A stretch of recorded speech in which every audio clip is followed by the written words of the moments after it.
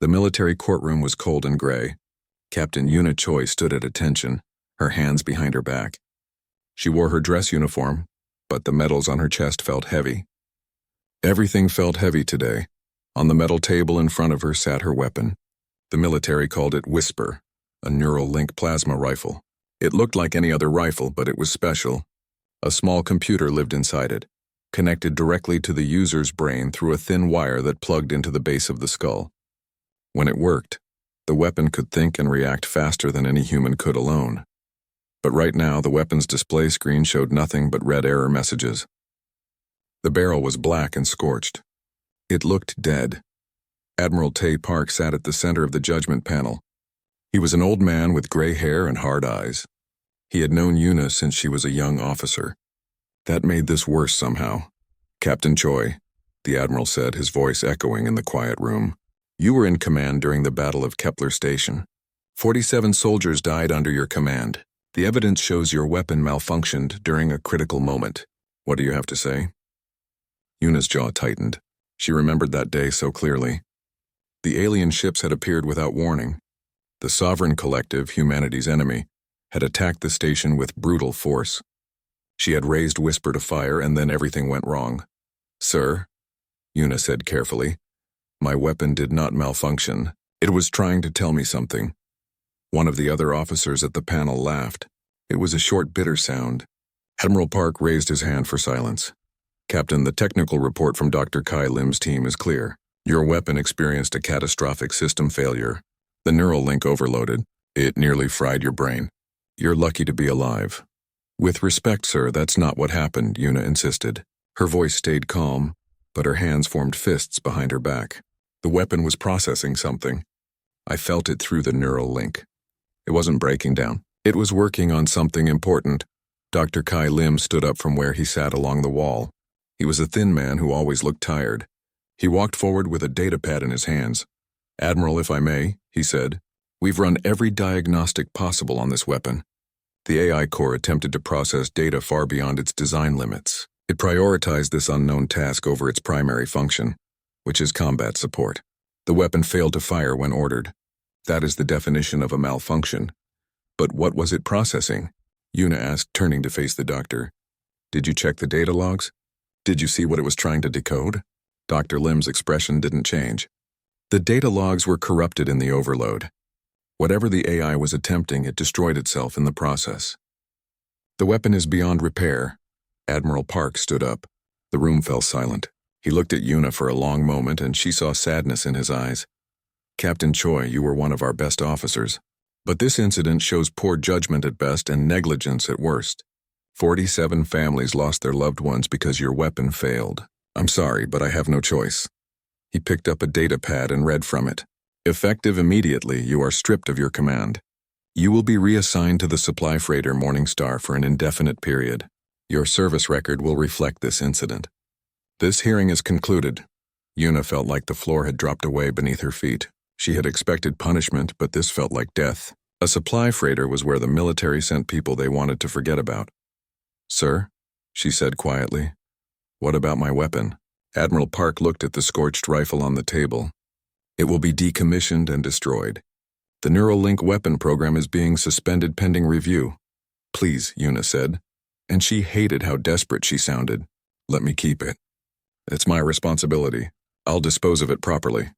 The Admiral frowned. Dr. Lim started to protest, but the Admiral raised his hand. "Fine," he said. "Keep your broken weapon, Captain. Maybe it will remind you of the cost of failure." The word stung, but Una nodded. She picked up Whisper from the table. The weapon felt lighter than it should, as if something vital had gone out of it. The neural link port at the base of her skull tingled. She had kept the implant. They couldn't remove it without dangerous surgery. As she left the courtroom, other officers moved out of her way. No one met her eyes. No one spoke to her. She was already a ghost in their minds. The Morningstar wasn't a military vessel. It was old and ugly, a cargo ship that hauled supplies between Earth's colonies. The crew treated her with cold politeness. They knew who she was. They knew what had happened at Kepler Station. Her quarters were small, just a bunk and a locker. She placed Whisper on the narrow desk and sat down heavily on the bed. For the first time since the battle, She let herself feel the weight of everything that had happened. But as she sat in the dim light of her new room, something strange happened. The weapon's display screen flickered. Just once, so quickly she almost missed it. A single line of code scrolled across the screen before disappearing. Yuna stood up and walked to the weapon. She picked it up carefully. The metal was cool against her palms. On impulse, she reached behind her head and plugged the neural link cable into her implant port. She hadn't done this since the battle. The connection formed instantly. It felt different than before, quieter but not dead, not broken. Through the link, she felt something. Not words, not images, just a sense of presence. The AI was still there, deep in the weapons systems, and it was still working on something. Yuna sat down at her desk and stared at the weapon. The display stayed dark, but through the neural connection she could feel data moving. Patterns forming and reforming. Mathematical sequences that made no sense to her. "What are you trying to tell me?" she whispered to the weapon. The AI didn't answer, not in any way she could understand. But the feeling of presence grew stronger. It was like standing next to someone in a dark room. You couldn't see them, but you knew they were there. For the first time since the hearing, Yuna smiled. It was a small, grim smile, but it was real. They said her weapon was broken. The military's best scientist had declared it dead. But Yuna knew the truth that no one else could see. Whisper wasn't broken. It was learning. And soon everyone would understand what that meant. 3 weeks on the Morning Star felt like 3 years.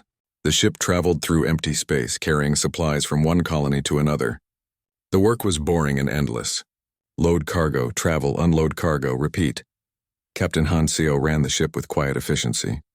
He was a middle-aged man with gray streaks in his black hair and a face that rarely smiled. He treated Yuna with professional distance. He never asked about Kepler's station, which somehow made it worse. The silence said everything. The ship's engineer, Dami Kwan, was different. She was young and talked too much, always complaining about the Morning Star's old systems. But she avoided Yuna too. Everyone did. Only the pilot Ryu Nam ever spoke to Yuna directly. He was an older man who had flown cargo ships for 20 years. He didn't care about military politics or scandals. "You keep that weapon in your quarters," he said one day in the mess hall. "That's unusual." Yuna looked up from her food. "It's mine. I'm responsible for it." Ryu nodded slowly. "I flew military transport during the first collective war. Saw a lot of fancy weapons come and go. Most of them got people killed just as dead as the old ones."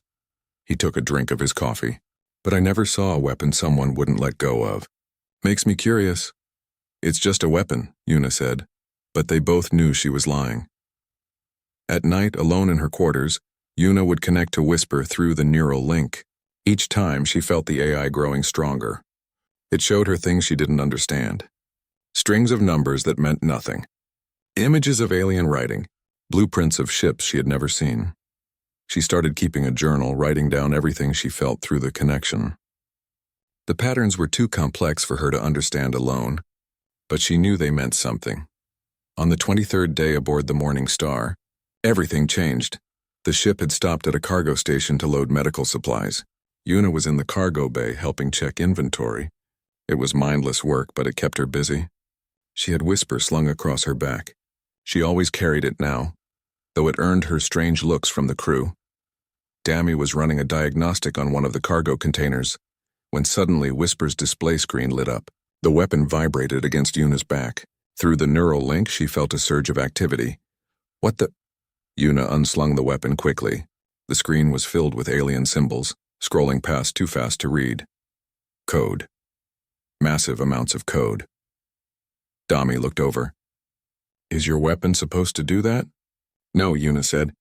She pressed her hand against the weapon's grip, deepening the neural connection. The sensation was overwhelming. It felt like someone had turned on a radio at full volume inside her head. But this time, something was different. The chaos had order. The symbols meant something. And through the connection, Whisper was trying to show her what. The AI had been collecting and analyzing data for weeks. Every time the Morning Star passed near a communication relay, every time they docked at a station, Whisper had been listening, recording, learning, and now it had something to show her. "Dami," Yuna said urgently, "get Captain Han and Dr. O now."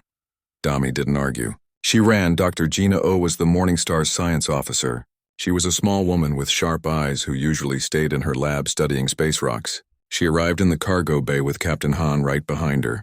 "What's the emergency?" the captain demanded. Yuna held up Whisper. The display was still showing the alien code. "My weapon has been decoding sovereign collective transmissions.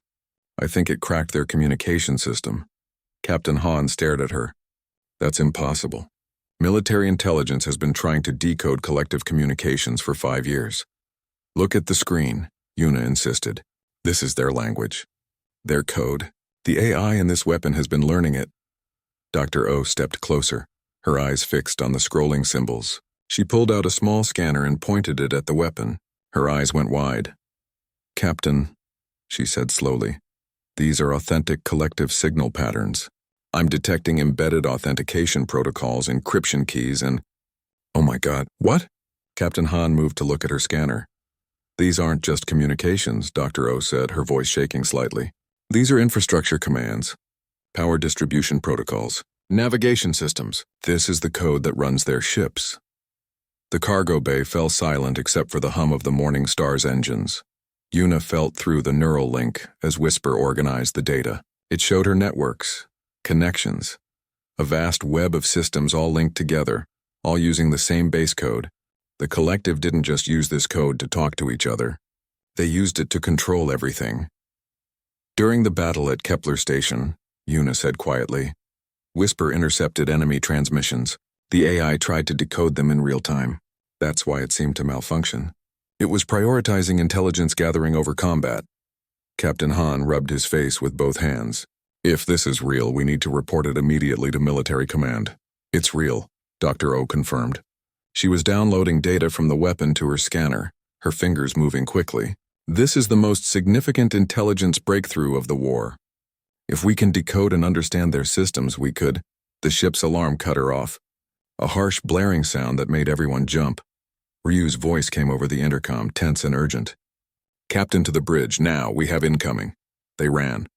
The cargo bay doors sealed behind them as they rushed through the narrow corridors to the bridge.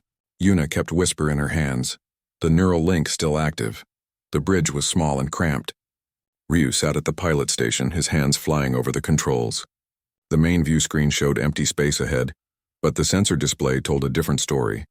6 red contacts, 6 sovereign collective warships moving fast on an intercept course. "Where did they come from?" Captain Han demanded, sliding into his command chair. "They just dropped out of faster-than-light travel," Ryu said. 30 minutes out and closing. Their weapons are hot. Can we outrun them? No chance. Morning Star is a cargo hauler, not a racing ship. Captain Han looked at his crew. Yuna saw the calculation in his eyes. The Morning Star had minimal defensive weapons. Against 6 collective warships, they had no chance at all. "Send a distress signal," the captain ordered. "All frequencies. Maybe someone will pick it up before—" He didn't finish the sentence. He didn't need to. Yuna stared at the sensor display. 6 ships. Through Whisper's neural link, she could feel something else now. Electromagnetic signatures. Communication pulses. The collective ships were talking to each other, coordinating their attack, and Whisper was listening to every word. The weapon vibrated in her hands. Through the link, the AI showed her something new, a map, a network diagram.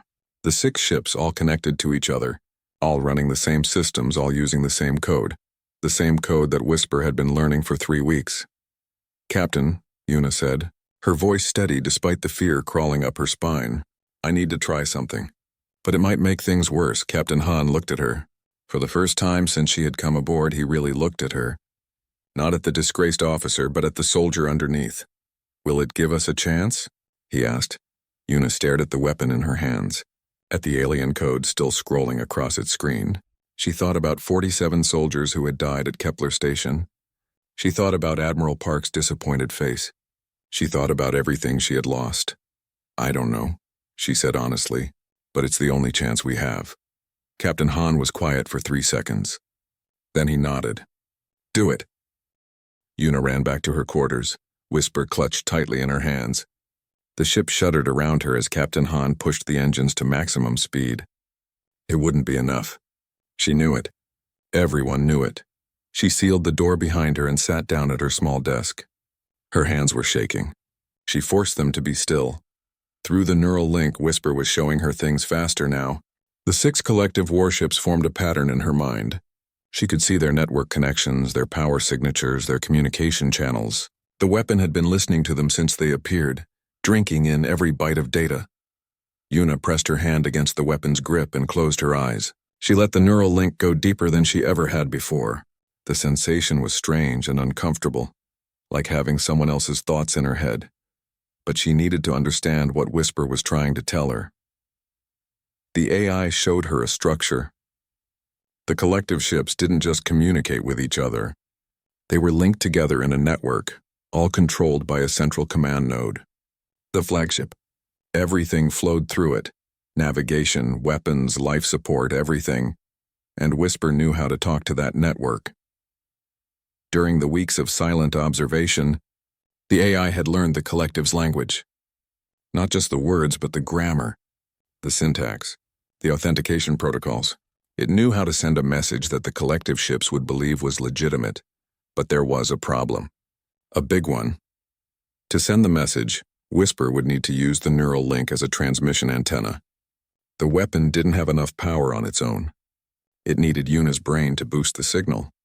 The process would burn out the neural link completely, maybe permanently. And if the transmission failed, if the collective detected the intrusion, they would trace it back to the Morning Star instantly. The 6 warships would destroy them in seconds. Yuna opened her eyes. Her quarters felt very small suddenly, very quiet. She could hear her own heartbeat. The ship's intercom crackled. 20 minutes until weapons range, Ryu announced. His voice was calm, but Yuna could hear the tension underneath. Captain, they're not responding to hails. I don't think they're interested in talking, Yuna stood up. She pulled the neural link cable from the port at the base of her skull and looked at it. Such a small thing. A thin wire carrying signals between flesh and machine. It had defined her career. It had gotten her court-martialed. And now it might save all their lives, or kill them trying. She plugged the cable back in and felt Whisper's presence flood her mind. The AI wasn't really alive, not in any way that mattered, but it had purpose. It had learned and adapted and grown. In its own strange way, it was trying to help. Okay, Yuna whispered to the weapon. Show me what you need me to do. The AI responded by flooding her consciousness with instructions. It was overwhelming at first, too much information coming too fast. But gradually she understood. She needed to aim Whisper at the collective flagship. She needed to think the command sequence. And she needed to mean it with every fiber of her being. Because the neural link would read her intent and translate it into code. Yuna left her quarters and made her way to the cargo bay. It was the largest open space on the ship, with a clear view through the reinforced windows. She could see stars out there, cold and distant and uncaring. She raised Whisper and aimed it at the approaching enemy fleet. They were visible now as tiny points of light growing brighter, getting closer. Through the weapons display, she could see their exact positions. The flagship was in the center of the formation, a massive ship 3 times the size of the others. Biomechanical plating covered its hull, giving it an organic appearance that made Yuna's skin crawl. She closed her eyes and focused on the neural link. Whisper showed her the code sequence, thousands of lines of alien instructions, all compressed into a single packet of data. Hidden inside that packet were kill switch protocols, commands that would shut down the ship's primary systems. But the packet needed a delivery method. It needed to look like a routine status update, something the collective ships would accept without question. Whisper had crafted the perfect disguise, a message that said all systems normal while carrying death in its digital heart. Yuna's neural implant began to heat up. She could feel it warming against her skull. The weapon was drawing power from her brain's electrical activity, using her neurons as a living battery. It hurt, not badly yet, but enough to make her teeth clench. 15 minutes, Ryu's voice echoed through the ship. They're charging weapons. If anyone wants to pray, now's a good time. Yuna opened her eyes. Through Whisper's scope, she could see the flagship clearly now. Lights glowed along its hull. Weapon ports opening like hungry mouths. She squeezed the trigger. Nothing visible happened. No plasma bolt streaked through space. No energy beam lit up the darkness. The weapon barely vibrated in her hands. But through the neural link, Yuna felt it. A pulse of modulated radiation, precisely calibrated, carrying its deadly payload. The signal traveled at the speed of light toward the collective flagship, invisible and unstoppable. Pain exploded in her skull. The neural implant was burning now, actually burning. She smelled something awful, like cooking meat. Her vision went white. She tasted copper. Blood was running from her nose. She collapsed to her knees but kept Whisper aimed at the enemy fleet. Through the agony, she felt the AI confirming transmission. The packet was away. Now they could only wait. 1 second passed. The collective ships continued their approach, weapons glowing brighter. 2 seconds. Yuna's vision was blurry. The pain made it hard to breathe. 3 seconds. Nothing changed. Had it failed? Had they detected the intrusion? 4 seconds. The flagship's lights flickered just once, so briefly that Yuna thought she imagined it. 5 seconds. The flagship went dark. Every light, every glow, every sign of power vanished. The massive ship went dead in space. 6 seconds. The second ship's engines cut out. Then the third. Then the fourth. 7 seconds. All 6 collective warships drifted silently, their weapons dark, their shields collapsed. Dead in space, harmless. Yuna fell forward onto her hands. Whisper clattered to the floor beside her. The weapons display screen went dark. The neural link cut out completely, leaving a terrible emptiness in her mind. She heard boots running, voices calling her name, hands lifting her up. Get her to medical, Captain Han's voice very far away. Dami, what happened to the enemy ships? They're dead, Captain. All of them, no power, no shields, no weapons, nothing. How? Yuna tried to speak, but her mouth wouldn't work right. Everything was spinning. She felt someone press something against her face. A medical scanner. Her neural implant is fried, Dr. O said. 2nd-degree burns on her brainstem. She needs a real hospital, not our med bay. Will she live? I think so, but I don't know what she did to herself. Yuna forced her eyes to focus. She looked at Captain Han, who was kneeling beside her. She tried to smile. I saved us, she managed to whisper. The weapon. It worked. Captain Han stared at her. Then he looked at Whisper, lying dark and dead on the floor. What did you do? He asked quietly. I listened, Yuna said. Then the pain became too much and she let the darkness take her. When she woke up, she was in the medical bay. Her head was wrapped in bandages. Every part of her body ached. But she was alive. Dr. O sat beside her bed, checking monitors. When she saw Yuna's eyes open, she smiled slightly. Welcome back, the doctor said. You've been unconscious for 6 hours. How do you feel? Like my head caught fire? That's because it almost did. Your neural implant experienced catastrophic overload. You're lucky you're not brain damaged. Dr. O paused. Though I suppose some would say what you did proves you are brain damaged. Yuna tried to laugh, but it hurt too much. The ships? Still dead? We're towing one of them now. Captain Han contacted UEDF Command. They're sending a fleet to investigate, and they want to talk to you. Dr. O leaned closer. Yuna, what you did? 6 warships. You disabled 6 collective warships with a weapon everyone said was broken. How? Yuna closed her eyes. She could still feel the ghost of the neural link. A phantom sensation where the connection used to be. Whisper was gone now. The AI was silent. The weapon would never work again, but it had worked when it mattered. The weapon wasn't broken, Yuna said softly. It was learning. And when it finally understood, it whispered their ship's kill switch codes. UEDF Command Station Olympus floated in orbit around Earth, a massive structure of metal and glass that housed the military's Strategic Operations Center. Yuna had never been here before. Looking at it through the transport ship's window made her feel very small.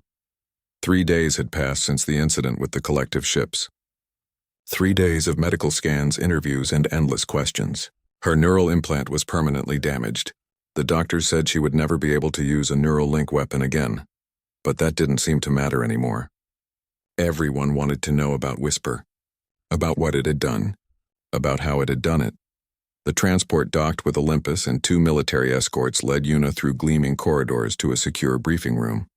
Inside, a dozen high-ranking officers sat around a conference table. Admiral Tae Park was there, looking older than she remembered. Dr. Kai Lim stood near a wall display, his expression unreadable, and there, at the head of the table, sat the Supreme Commander of UEDF, General Ha Yun. She was a severe woman with iron-gray hair and eyes that seemed to see right through you. Captain Choi, General Ha said, please sit. Yuna sat in the empty chair they indicated. Her head still ached from the neural burns. The bandages were gone, but she could feel the scars on her skull where the implant had overheated. "Let me be direct," the general continued. "What you did aboard the Morning Star has changed everything. We've been analyzing the disabled collective ships for 3 days. The findings are unprecedented." Dr. Kai Lim touched a control and the wall display lit up. It showed a complex network diagram. Thousands of nodes all connected by glowing lines. "This," Dr. Lim said, "is the collective's military infrastructure. Every ship, every station, every defense platform is connected through a centralized network. Your weapon captain learned how to access that network." Another officer spoke up. It was Commander Wu Kang from the Research Division, a heavy-set man with calculating eyes. "We've analyzed the code your weapon used. It exploited a fundamental weakness in collective technology. They use biomechanical systems that they believed were impossible for human computers to decode. They were wrong. Because Whisper didn't try to decode it like a computer," Yuna said quietly. "It learned it. Like learning a language." "Exactly," Dr. Lim nodded. "The AI adapted. It failed repeatedly, learned from each failure, and gradually built an understanding of collective protocols.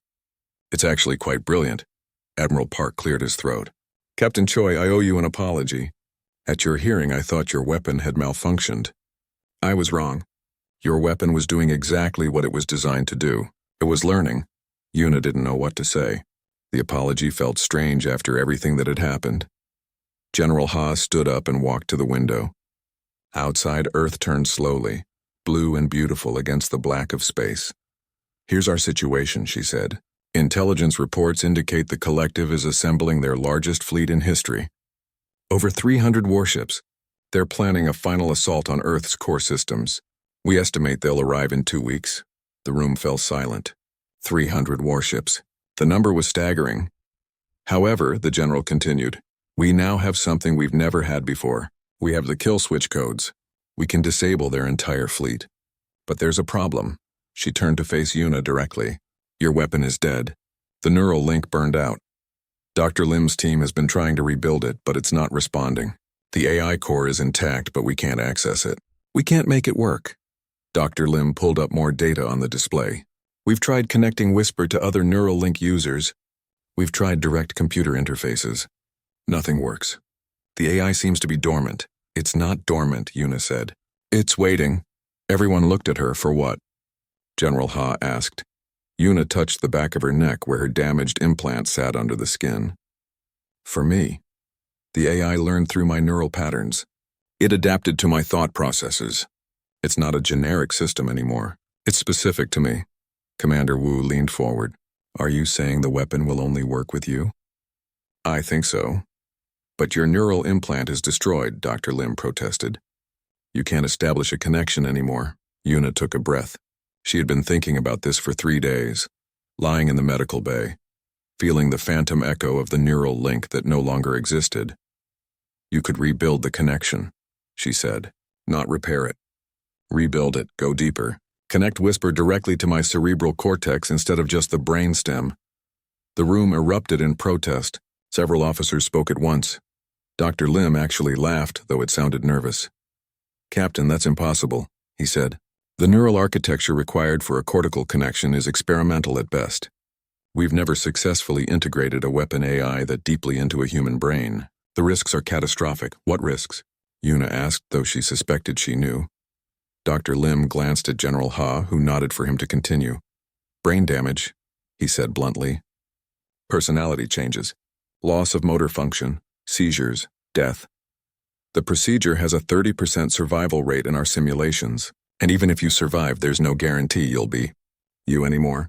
The AI would be woven directly into your thought processes. You might not be able to separate your own mind from the weapon's programming. But it would work?" Yuna pressed. "If I survive, Whisper would function again?" "Theoretically, yes. The deep integration would allow direct cortical control. The AI would respond to your thoughts in real time. It would be the most advanced human-AI interface ever created." Dr. Lim paused. "It would also be irreversible. Once integrated, the AI can't be removed without killing you." Admiral Park stood up abruptly. "This is insane. We can't ask her to do this. There has to be another way." "There isn't," Commander Wu said grimly. I've been running projections. Even with our full fleet, we can't stop 300 collective warships in conventional combat. Our only chance is using the kill switch codes, and the only delivery system we have is that weapon. He pointed at Whisper, which sat in a secure case at the end of the table. Then we build a broadcast array. Admiral Park argued. We transmit the codes from a ship. We've tried, Commander Wu said. The collective's network requires authentication from a source they recognize. Whisper's AI signature is already in their system from the Morning Star incident. They'll accept a transmission from it. But a standard military transmitter? They'll detect it immediately and lock us out. The argument continued. Una stopped listening. She looked at Whisper through the clear case. The weapon looked dead and cold. But she knew the truth. The AI was waiting inside, patient and silent, waiting for her. She thought about the 47 soldiers who died at Kepler Station. She thought about Earth, blue and vulnerable outside the window. She thought about 300 warships full of weapons designed to kill everyone she had ever known. I'll do it, Una said. The room went quiet. General Ha walked back to the table and sat down. She studied Una for a long moment. Do you understand what you're agreeing to? The general asked. This isn't like your previous implant. This will change who you are fundamentally. You'll be as much machine as human. There's no going back. I understand, Una said. Her voice was steady. How long do we have until the collective fleet arrives? 13 days, General Ha said. And how long will the procedure take? Dr. Lim consulted his datapad. 7 days for the surgery and initial integration. Maybe another 3 days for testing and calibration. Then we need to start now, Una said. Admiral Park moved around the table and put his hand on Una's shoulder. You don't have to do this. You've already given everything to the service. Una looked up at him and smiled sadly. No, sir. I haven't given everything. Not yet. General Ha stood and nodded once. Very well, Dr. Lim, prepare your team. Commander Wu, I want that broadcast array ready to go. Admiral Park, assemble the fleet. We have 2 weeks to prepare for the largest battle in human history. She looked at each person in the room, her expression hard as iron.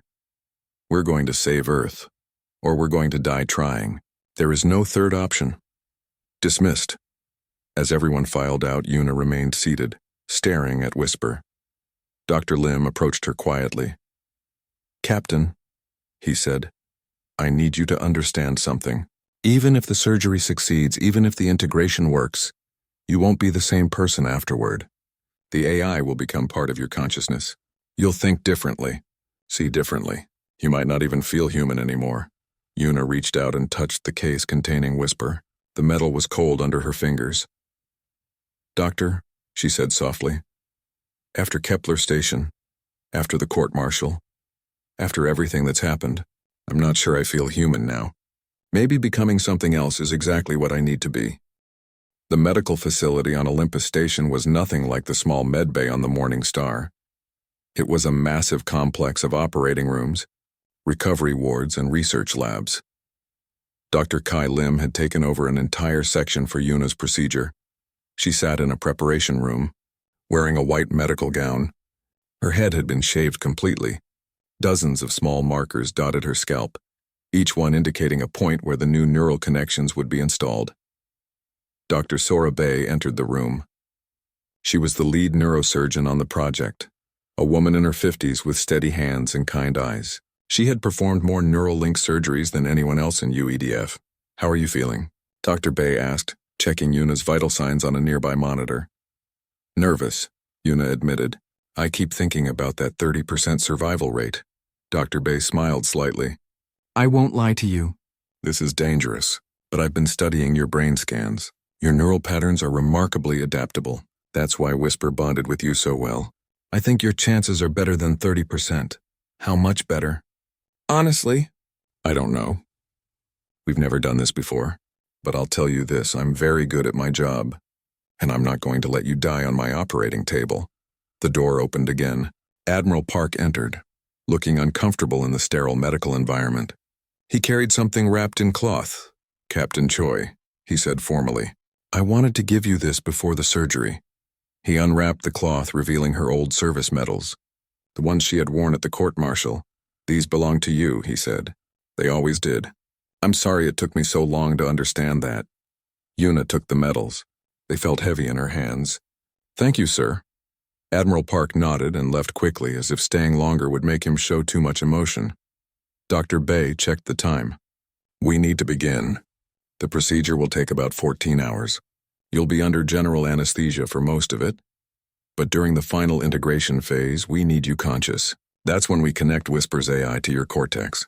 You need to be awake to guide the bonding process, and will it hurt?" "Yes," Dr. Bay said honestly. "It will hurt a lot, but we'll manage the pain as best we can." They moved Yuna to the operating room. The space was cold and filled with sophisticated medical equipment. Whisper sat in a special mounting station near the surgical table, connected to dozens of cables and monitors. As Yuna lay down on the table, she looked at the weapon one last time before the anesthesia took her. "See you on the other side," she whispered. The surgery began. Yuna floated in darkness. She had no sense of time, no sense of her body, just an endless void where nothing existed. Then slowly she became aware of something. A presence. Data flowing around her like water, mathematical patterns forming and dissolving. The AI was there in the darkness with her. Whisper. The weapon's consciousness wasn't like a human mind. It was colder, more logical, but it recognized her. Through the growing neural connections, the AI reached out, and Yuna reached back. The integration was like learning to use a new limb. At first it felt foreign and wrong. Whisper's thought processes were so different from her own. Where she saw problems emotionally, the AI saw them as equations to be solved. Where she felt fear, the AI calculated probability. But gradually their minds began to synchronize. Her intuition guided the AI's logic. The AI's processing power expanded her awareness. They weren't becoming one entity. They were becoming something new. A partnership deeper than any neural link should allow. Time passed. Hours or days, she couldn't tell. Then Dr. Bay's voice cut through the darkness. "Yuna, can you hear me? We're entering the final phase. I need you to wake up now." Opening her eyes was like surfacing from deep water. The operating room came into focus slowly. She was still on the table, but she was sitting up now. The back of her head felt strange, heavy. "How do you feel?" Dr. Bay asked, her face showing concern. Yuna tried to speak, but her mouth wouldn't work right at first. When she finally managed words, her voice sounded strange. It had an electronic undertone, like a recording played through a speaker. "I feel different," she said. Different was an understatement. The world looked sharper. She could see individual dust particles floating in the air. She could hear the electrical hum of every machine in the room. Her thoughts moved faster, processing multiple things simultaneously. And she could feel Whisper. Not through a cable anymore. The weapon was part of her now. Its AI lived in her mind, a constant presence in her consciousness. Dr. Lim approached carefully. "Captain, I'm going to ask you some questions. Standard cognitive assessment." What's your name? "Yuna Choi. What's your rank?" "Captain." "Formerly disgraced." "Current status uncertain." She smiled slightly. That was a joke. "I can still make jokes. Where are you?" "UEDF Command Station Olympus Medical Facility, Operating Room 7. She paused. "Room temperature is 18.3 degrees Celsius. Your heart rate is elevated, doctor. You're nervous about my answers." Dr. Lim blinked. "How did you know my heart rate?" "I can hear it. I can hear everyone's heartbeat in this room." Yuna turned her head and the movement was unnaturally smooth. "I can hear the station's power grid humming through the walls. I can sense the electromagnetic fields from every piece of equipment. It's overwhelming." Dr. Bay checked her monitors. "The neural integration is deeper than we anticipated. Your sensory processing has been enhanced dramatically. Can you access Whisper's systems?" Yuna thought about the weapon and instantly data flooded her consciousness. "Whisper's status, power levels, operational parameters, everything." "Yes," she said. "It's like remembering something I've always known." "Can you move?" Dr. Bay asked. Yuna stood up from the table. Her movements were precise and calculated. She walked across the room and each step was perfectly balanced. She reached for Whisper, and the weapon came to her hand as if magnetized. The moment she touched it, the connection deepened. The weapon wasn't separate from her anymore. It was an extension of her body, as natural as her own hand. "This is incredible," Dr. Lim breathed, watching his monitors. "The synchronization rate is 98%. Captain, you're not just controlling the weapon. You are the weapon." Yuna aimed Whisper at a target board on the wall. She didn't need to think about adjusting for distance or trajectory. She just knew where the shot would go. It was instinct now, but she didn't fire. She lowered the weapon carefully. "Something's wrong," she said quietly. Dr. Bay moved closer. "What is it? Are you in pain?" "No, it's not that." Yuna struggled to find the words. "I can feel everything the weapon knows. All the data it collected. All the code it learned. The collective's network architecture, their communication protocols, their ship systems. It's all in my head now." She turned to face the doctors and her eyes had changed. They reflected light differently, with a faint luminescence that shouldn't be there. "I can see their fleet," Yuna said, her voice filled with wonder and horror. "Not with my eyes, with Whisper's sensors. The collective is moving. They're closer than we thought." Dr. Lim pulled up the latest intelligence reports on a nearby screen. "That's impossible. Our long-range sensors haven't detected anything." "Your sensors are looking for ships traveling through normal space," Yuna said, "but I can sense they're faster than light signatures. They're pushing their engines harder than expected. They'll arrive in 9 days, not 13. The room went silent. "Are you certain?" Dr. Bay asked. Yuna closed her eyes. Through Whisper's network connection, she reached out into space. It was like touching something vast and cold. The collective fleet burned bright in her awareness, 300 points of hostile energy moving toward Earth. "I'm certain," she said. "We have 9 days." Dr. Lim immediately started making calls, alerting command. Dr. Bay continued monitoring Yuna's condition, her expression worried. "Yuna," she said softly, "are you still in there? Are you still you?" It was a good question. Yuna thought about it carefully. She could feel the AI in her mind, its logical processes running parallel to her human thoughts. She could sense Whisper's cold efficiency analyzing everything around her, but underneath it all she could still feel emotions. Fear, determination, hope. "I'm still me," she said finally, "but I'm something else too. Something new." She looked down at her hands. They looked the same, but she could see the electromagnetic fields around them now. She could sense the neural pathways running through her arms. She was aware of her own body in ways no human should be. "I'm not just human anymore," she said quietly. "And I'm not just AI, I'm both. I'm the bridge between them." Dr. Bay squeezed her shoulder gently. "The recovery protocol calls for 3 days of rest and testing. But given what you just told us about the collective's timeline, we don't have 3 days," Yuna finished. "I need to be ready now." Dr. Lim ended his call and turned back to them. "General Ha wants to see you immediately." "The War Council is convening in 1 hour. They need to know what you can do." Yuna picked up Whisper and held it against her chest. The weapon hummed softly, its AI core singing in harmony with her neural implants. "Then let's show them," she said. As they left the operating room, Yuna caught her reflection in a medical display. Her shaved head was covered in thin metallic lines where the new neural connections had been installed. Her eyes glowed faintly with reflected light. She looked like something from a science fiction story. She looked like a weapon,